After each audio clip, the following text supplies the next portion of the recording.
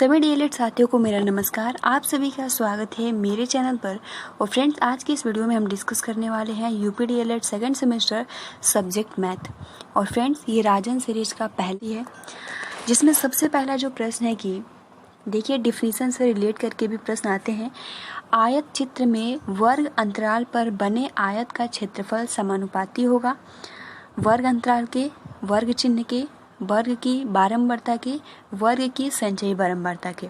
तो आयत चित्र में वर्ग अंतराल पर बने आयत का क्षेत्रफल समानुपाती होगा वर्ग की बारंबारता के। तो ऑप्शन नंबर यहाँ पे सी करेक्ट आंसर होगा।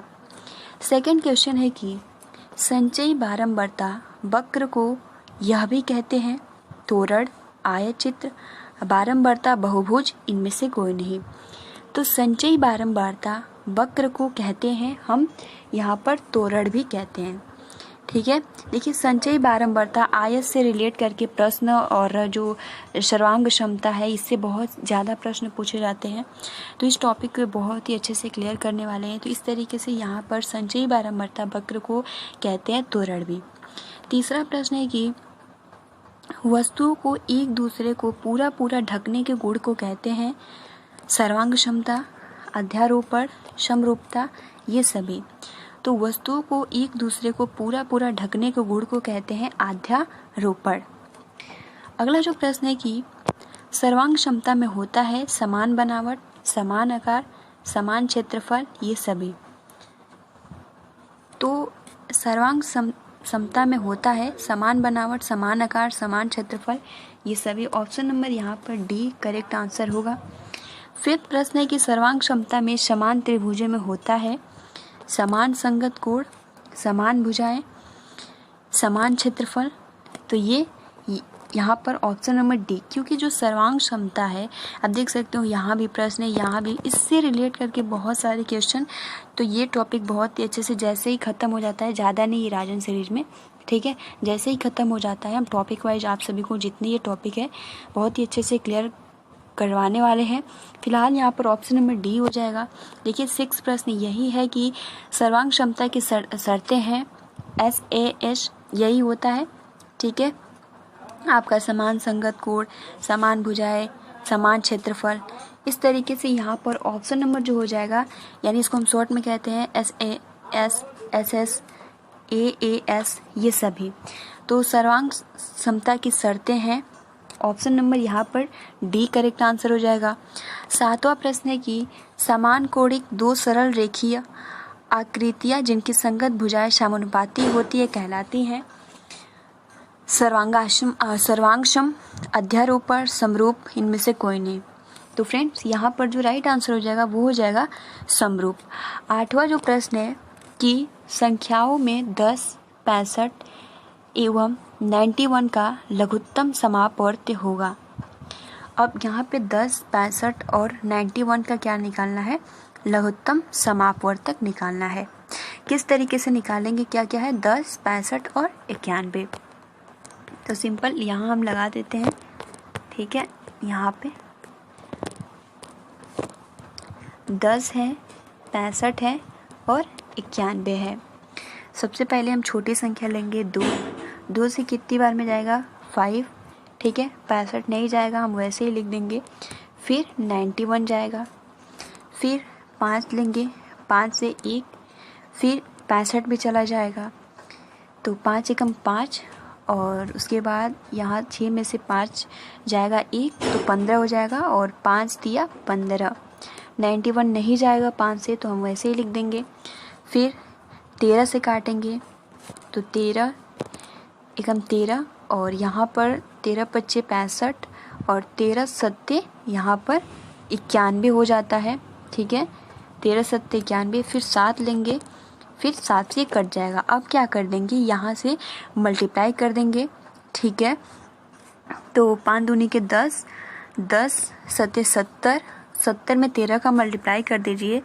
ठीक है, यानी क्या था आपका 70, 70 और 13 का मल्टीप्लाई कर दीजिए आप, तो 0 हो जाएगा, 21 होगा, 0 होगा, और यहाँ पे 7 हो जाएगा, 0, 1, 7 8 9 यानी 910 इसका आंसर, यानी 10 65 91 का लघुत्तम समापवर्तक या एलसीएम क्या होगा, तो 910 होगा। देखते हैं ऑप्शन में फ़िलहाल है या नहीं।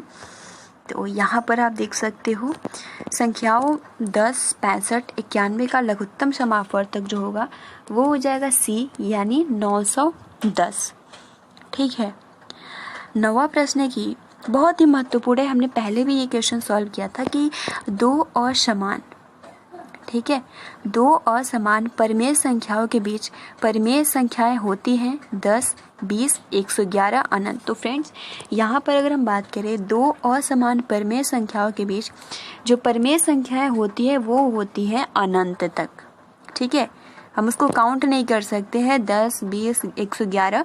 तो इस तरीके से आप याद कर सकते हो दो असमान परिमेय संख्याओं के बीच परिमेय संख्याएं होती है अनंत। तो इसलिए ऑप्शन नंबर यहाँ पर डी करेक्ट आंसर होगा। अब देखिए 10वां जो प्रश्न है यह भी बहुत ही महत्वपूर्ण है। इस तरीके से तो आप बहुत इजीली से बता सकते हो। यहाँ पर ब्रैकेट में 3 + 2 ब्रैकेट क्लोज में इंटू 7 का मान होगा। वैसे हम बहुत ही आसानी के साथ बता सकते हैं। यहाँ पर 3 + 2 इंटू 7। सबसे पहले जो नियम होता है सिंप्लीफिकेशन का, जो ब्रैकेट में होता है उसको जोड़ते हैं। 3 और +2 कितना हो जाएगा, 5 इंटू 7। 5 × 7 कितना आ जाएगा, 35। बट इसको आप देख सकते हो यहाँ पे 35 नहीं दिया है। अब किस तरीके से पता करेंगे ये जानना बेहद ही ज़रूरी है। तो यहाँ पर आप देख सकते हो कि अगर हम यहाँ पर x मान के करते हैं तो बहुत ही आसानी के साथ आप लगाएंगे, क्योंकि ये तो अभी आप आसानी के साथ बता सकते हो, बहुत सारे प्रशिक्षु बता भी देंगे, लेकिन फ्रेंड्स जो नियम होता है उसको तो फॉलो करना होगा। आप सबसे पहले तो इसके लिए x मानेंगे, जो कि उसके बाद आप बहुत ही आसानी के साथ कर सकते हो। क्या करना है, सबसे पहले देखिए यहाँ पर हम क्या करेंगे, यहाँ हम थोड़ा जूम कर देते हैं। क्या है, 3 + 2 इंटू 7। ठीक, यही है ना।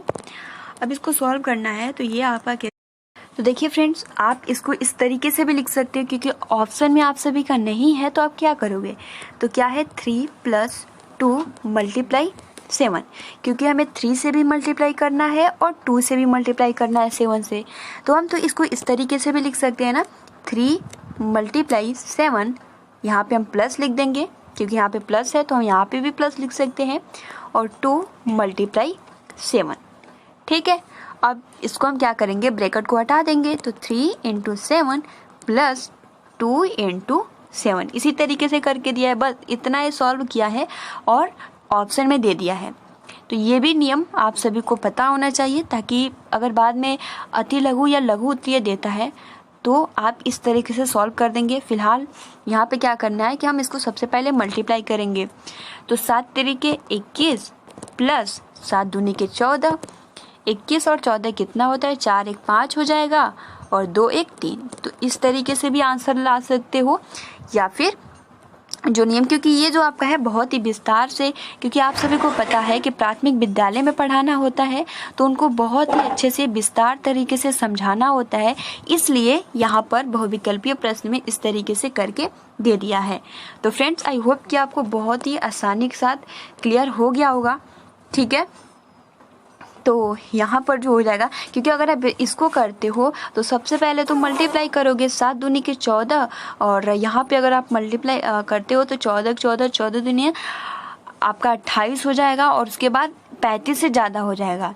ठीक है, तो इस तरीके से यहाँ भी गलत है, सी भी गलत है फर्स्ट, क्योंकि जो नियम होता है हमको 3 का मल्टीप्लाई 7 से भी करना है, 2 से भी करना है। तो इस तरीके से आप इसको सॉल्व कर सकते हो, इसलिए ऑप्शन नंबर बी यहाँ पे करेक्ट आंसर आएगा। क्लियर। अब देखिए अगला जो आपका प्रश्न है 11 नंबर, यहाँ राजन सीरीज में ये जो मार्क दिया है यहाँ पे ये दिया है जो कि गलत है। दिया है कि x - 7 और x - 9 का गुणनफल होगा।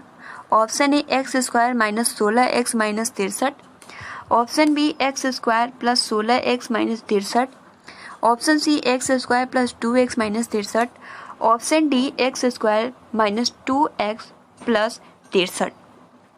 अब इसको हम किस तरीके से करेंगे, चलिए जानने का प्रयास करते हैं। सबसे पहले क्या दिया है, x माइनस और x माइनस 9, ठीक है, यही दिया ना। अब यहाँ पे आपका है x माइनस क्या था, 7 था, और x माइनस 9 है। गुणा करने का नियम होता है, हम इससे इसका मल्टीप्लाई करेंगे, फिर 9 का चिन्ह से मल्टीप्लाई करते हैं, फिर इसका, फिर इसका, ठीक है। अब क्या करेंगे, यहाँ पे x का मल्टीप्लाई x में करेंगे तो हमको क्या प्राप्त होगा, x स्क्वायर प्राप्त होगा, ठीक है। प्लस और प्लस तो प्लस ही होगा, क्योंकि x के सामने क्या है, जब कुछ चिन्ह नहीं होता है तो प्लस ही होता है। यहाँ भी प्लस है तो हमने प्लस और प्लस में किया, तो मान लेते हैं यहाँ भी हमने प्लस x स्क्वायर लिखा। अब क्या करना है, यहाँ पे देखिए प्लस x और माइनस 9, तो प्लस और 9 मिलकर क्या होता है, तो माइनस हो जाता है। अब हम x का मल्टीप्लाई 9 में करते हैं तो आपको 9x प्राप्त होगा, ठीक है। उसके बाद क्या करना है, यहाँ पे अगर आप देखें तो यहाँ पे माइनस है और यहाँ पे प्लस है, प्लस और माइनस मिलकर क्या होता है, प्लस और माइनस मिलकर माइनस ही होता है। 7 का x में मल्टीप्लाई करेंगे तो 7x हो जाएगा। अब यहाँ पे माइनस है, -7 और -9, माइनस और माइनस मिलकर क्या हो जाएगा, प्लस हो जाएगा। 7 का मल्टीप्लाई 9 में करेंगे तो 63 हो जाएगा, ठीक है।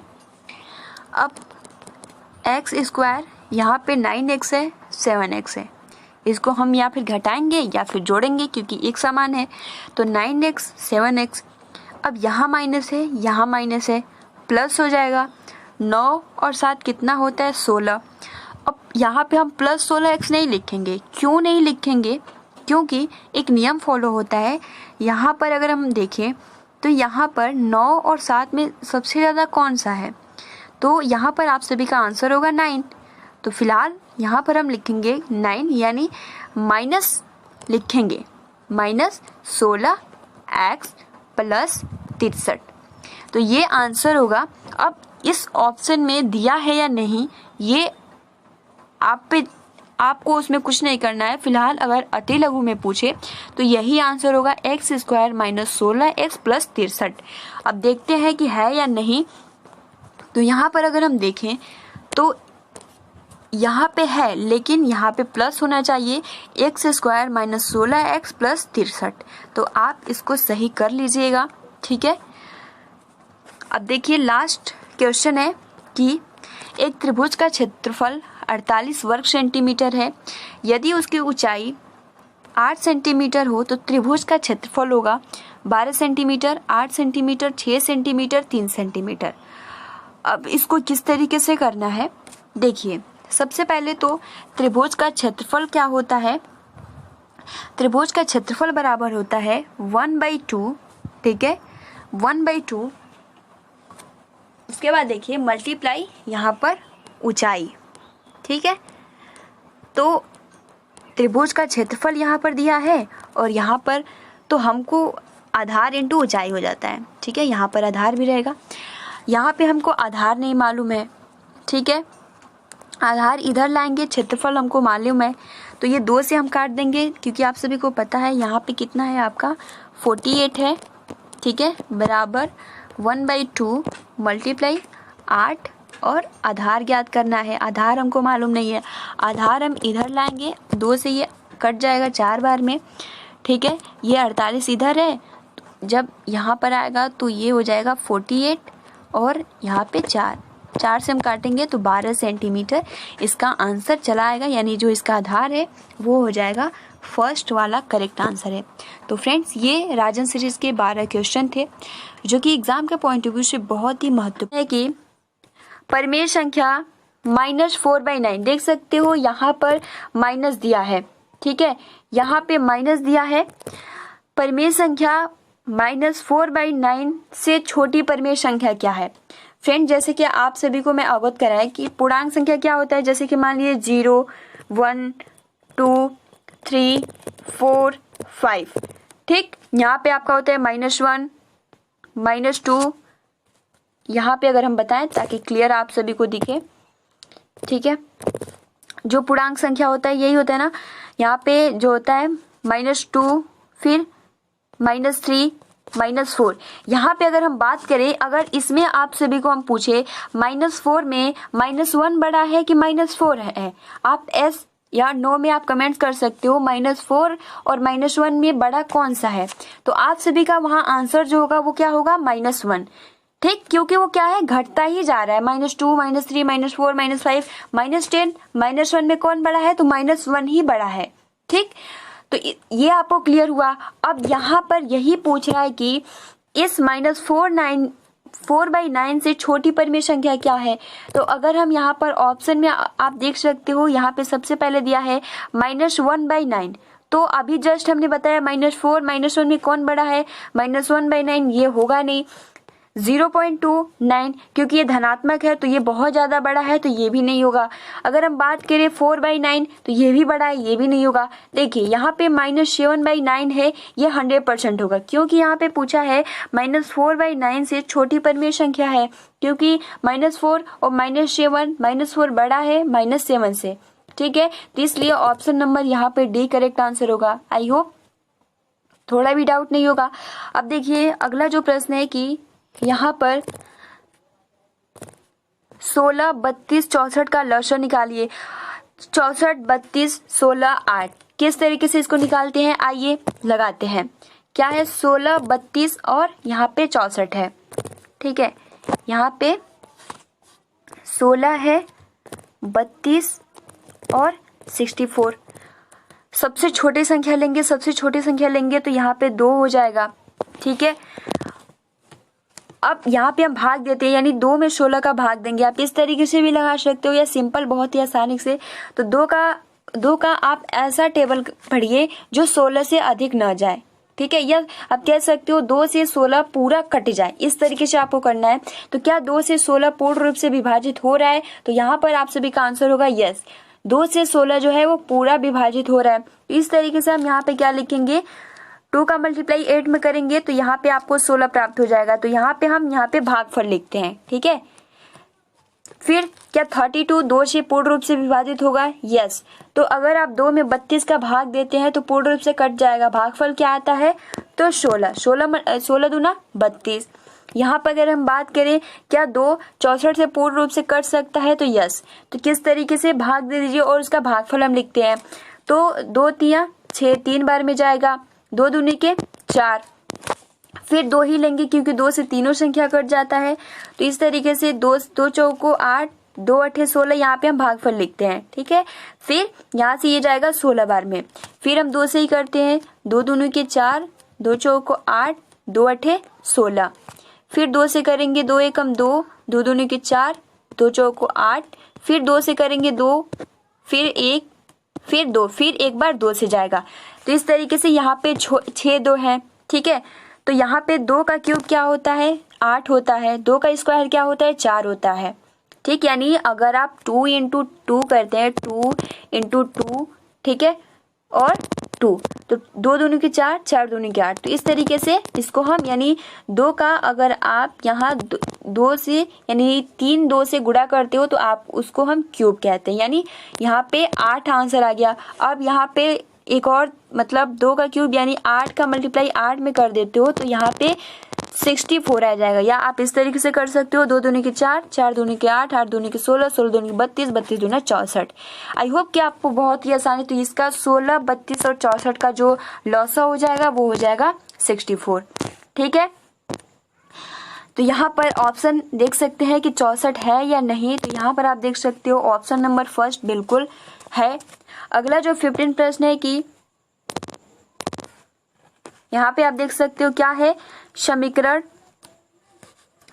1.5, ठीक, समीकरण 1.5y - 7 बराबर 0.5y का मान पूछ रहा है। ऑप्शन देख सकते हो 3.5 है, 7 है, 5 है, 2 है। किस तरीके से करेंगे, आइए यहाँ पर अगर हम बात करें कि क्या था आपका 1.5y - 7 बराबर 0.5y, इसको लगाते हैं। ठीक है, तो सबसे पहले हम जो आपका ये चर होता है इसमें देख सकते हो वाई एक्स वो क्या होता है, चर होता है, जिसमें केवल अंक संख्या होता है वो क्या होता है, अचर होता है। तो यहाँ पर अगर हम बात करें तो इसको हम इस साइड लाएंगे और -7 को इस तरीके से इधर ला देंगे।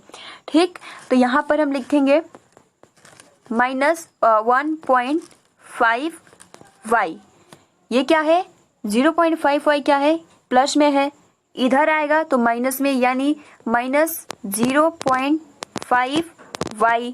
ठीक, और बराबर यहाँ पे हम आप देख सकते हो -7 क्या है, माइनस में है, इधर आएगा तो +7, यानी हम केवल 7 लिख देंगे, प्लस लिखने की आवश्यकता नहीं है। अब यहाँ में आप देख सकते हो 1.5 है ना, 1.5y, यानी 1.5y में से 0.5y घटाएंगे तो क्या प्राप्त हो जाएगा आप सभी को, 1y बराबर यहाँ पे जो होगा 7। तो आप एक y लिखो या y लिखो, यहाँ पर आप सभी का आंसर जो आ जाएगा 7।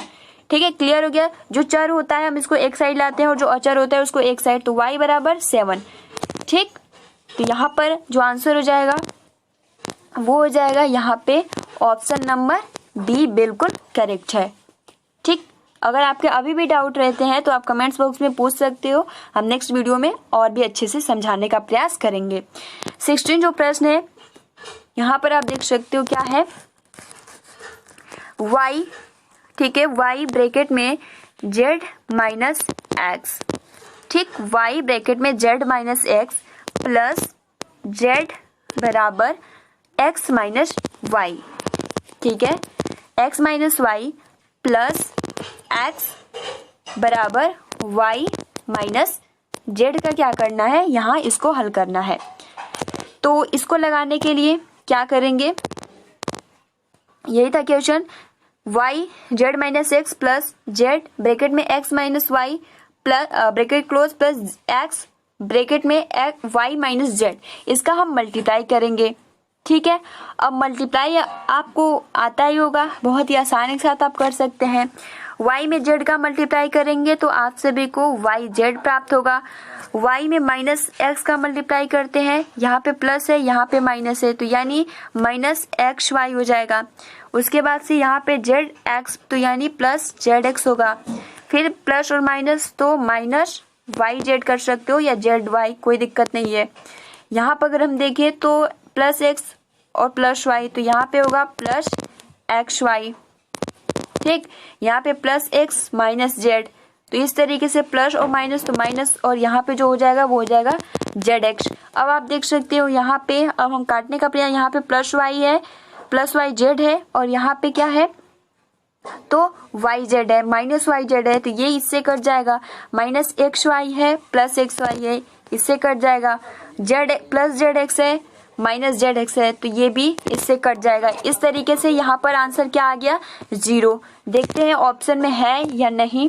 तो फ्रेंड्स आप देख सकते हो यहाँ पर जो आंसर हो जाएगा, ठीक है, y, अगर आप y का मल्टीप्लाई z माइनस एक्स में करते हो plus z minus y plus z y minus z करते हो, तो यहाँ पर ये सब भी कट जाएंगे, इसलिए ऑप्शन नंबर डी बिल्कुल करेक्ट हो जाएगा 0। अगला जो आपका प्रश्न है, एक त्रिभुज का क्षेत्रफल 45 वर्ग सेंटीमीटर है, क्योंकि जब भी आप क्षेत्रफल लिखना तो वर्ग में जरूर लिखना, वर्ग सेंटीमीटर, क्योंकि अगर आप क्षेत्रफल हल कर लिया, आपका आंसर आ गया और आप सेंटीमीटर में लिख देते हो तो गलत हो जाता है, तो इसलिए इसका ध्यान देना बहुत ही जरूरी है।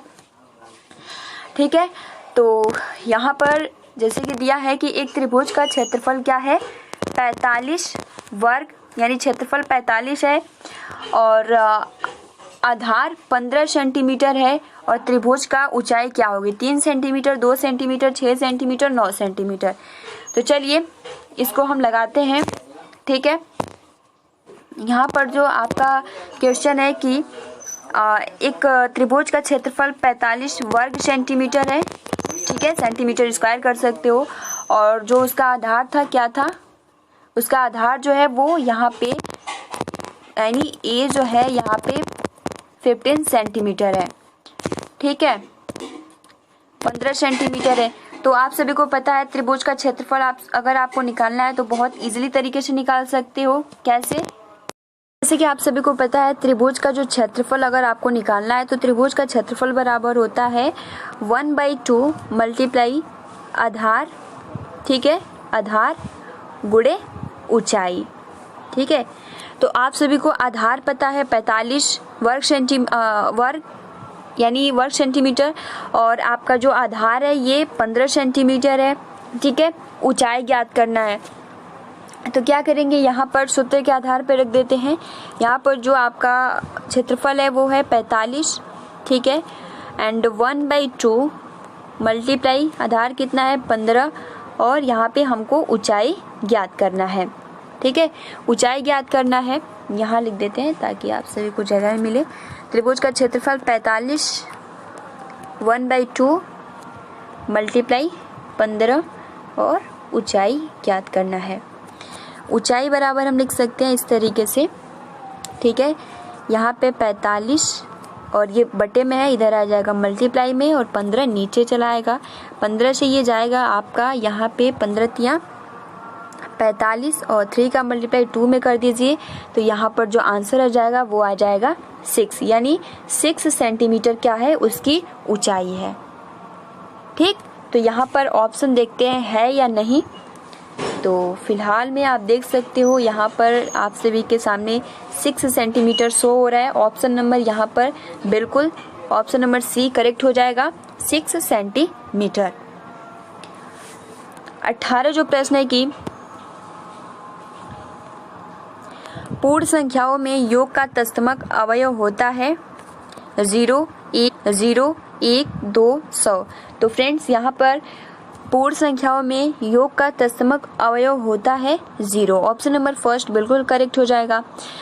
देखिए 19 नंबर प्रश्न है कि 56, 70 और 84 का लघुत्तम समापवर्ती क्या होगा, यानी इसका लौसक क्या होगा, ठीक है। तो क्या क्या है यहाँ पे अगर बात करें तो यहाँ पे 56 है, सॉरी एक मिनट, यहाँ पे जो है 56 है, ठीक है।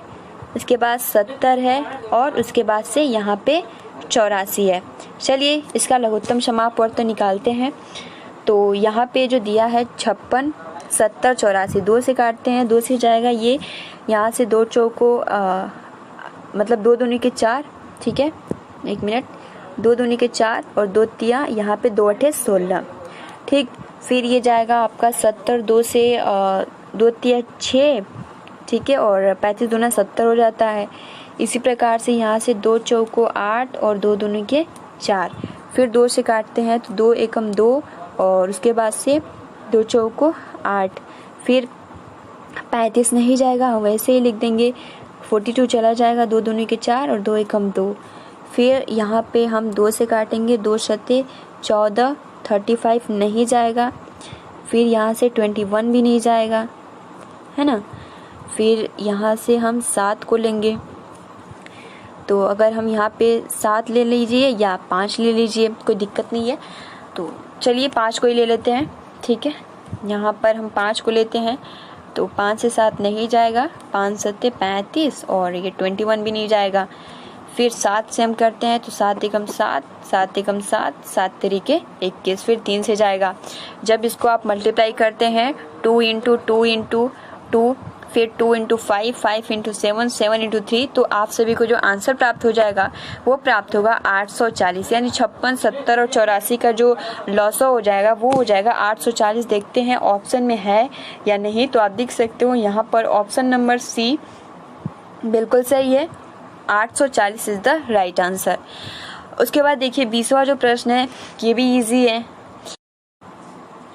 देखिए 20 प्रश्न है कि यहाँ पे 2.8x बराबर 5.4 प्लस x का मान होगा। तो हम क्या करेंगे, सबसे पहले जो नियम होता है, जो चर होता है, ये यहाँ भी चर है यहाँ भी चर है, इसको एक साइड लाएंगे और जो अचर है इसको एक साइड। तो 2.8x प्लस x और बराबर 5.4, चलिए इसको लगा देते हैं, ठीक है। ये आपका क्वेश्चन है। अब इसको हम क्या करेंगे कि 2.8x यहाँ प्लस x है, इधर आएगा तो माइनस x बराबर 5.4, ठीक है। अब इसको अगर हम लगाते हैं तो 2.8x में से एक x जाएगा तो 1.8x हो जाएगा, ठीक है। और जब यहाँ पे जो हो जाएगा 5.4x बराबर 5.4, ये बटे में आ जाएगा 1.8, ठीक। और जब दशमलव हटा देंगे, आप मल्टीप्लाई कर लीजिएगा, तो यहाँ पे जो हो जाएगा वो हो जाएगा 54, ठीक है। दोनों जब आपको यानी 10 से गुणा कर दीजिए, जो दशमलव है वो हट जाएगा, तो 54.18, 18 से जाएगा 3 बार में, यानी जो इसका आंसर आ जाएगा, इसका जो मान आ जाएगा वो आ जाएगा 3, ठीक है। तो देखते हैं ऑप्शन में है या नहीं, तो बिल्कुल है। यहाँ पर ऑप्शन नंबर जो सी है यहाँ पे करेक्ट आंसर हो जाएगा। तो इसमें कुछ नहीं करना होता है, जो चर है इसको एक साइड लाते हैं, जो अचर है उसको एक साइड, और घटा के या गुणा करके आसानी के साथ आंसर आ सकता है। अगला जो आपका प्रश्न है कि यदि किसी समबाहु त्रिभुज का क्षेत्रफल, तो इसके लिए सूत्र मालूम होगा तो आप आसानी के साथ लगा सकते हो। यदि किसी समबाहु त्रिभुज का क्षेत्रफल 400√3 वर्ग सेंटीमीटर हो तो उस त्रिभुज का परिमाप क्या होगा। तो परिमाप पूछ रहा है, तो किस तरीके से इसको, यहाँ पर ऑप्शन नंबर बी तो दिया है, लेकिन यहाँ पर जो इसका क्षेत्रफल दिया है वो कितना दिया है, तो 400√3 दिया है। चलिए इसको लगाते हैं। तो सबसे पहले मैं अगर आप सभी को बताऊं कि समबाहु त्रिभुज का जो सूत्र होता है वो क्या होता है, कि समबाहु त्रिभुज यानी जिसके तीनों भुजा क्या होती है, सेम यानी बराबर होती है। समबाहु यानी समान भुजा वाले, ठीक है। तो इसको सॉल्व करने के लिए समबाहु त्रिभुज का जो क्षेत्रफल होता है, ठीक है, एरिया बराबर समबाहु त्रिभुज का जो होता है √3, ठीक है, √3 अपॉन यहाँ पे 4, और यहाँ पे भुजा स्क्वायर होता है। क्योंकि हमें भुजा मालूम ही नहीं है, केवल क्या दिया है, यहाँ पे क्षेत्रफल दिया है समबाहु त्रिभुज का। तो आप इसको लगाने का प्रयास करेंगे, तो यहाँ पे जो क्षेत्रफल दिया है तो 400√3 बराबर 4√3, और यहाँ पे भुजा स्क्वायर, इस तरीके से हम लिख सकते हैं। फिर यहाँ पे हम लिखेंगे भुजा स्क्वायर बराबर 400, ठीक है, 400। यहाँ पे अगर हम बात करें √3 जो हो जाएगा यहाँ पे नीचे आ जाएगा, क्योंकि ऊपर है तो वो हर में आ जाएगा। तो 400√3, क्योंकि पहले ही ये क्षेत्रफल इसका 400√3 है, मल्टीप्लाई 4 और बटे में आ जाएगा √3। तो जब बटे में आ जाएगा तो √3 से √3 कट जाएगा, 4 का मल्टीप्लाई 4 से करेंगे तो आप सभी को प्राप्त क्या होगा, 1600, ठीक है। अब यहाँ पे भुजा स्क्वायर दिया है, यानी इसको हम करड़ी में लिख सकते हैं। 1 मिनट इसको मिटा देते हैं ताकि जगह बन जाए, ठीक। 1600 आप सभी का आया है। अब इरेज, ठीक है, यहाँ पर हम लिखेंगे 1600, और ये किसका होता है, तो अगर हम बात करें 40 का, अगर आप रूट करेंगे तो ये 1600 आ जाएगा। तो ऑप्शन नंबर क्या हो गया, 40। तो अभी तो हमारा ये 40, लेकिन आपके क्वेश्चन में क्या पूछा है, परिमाप।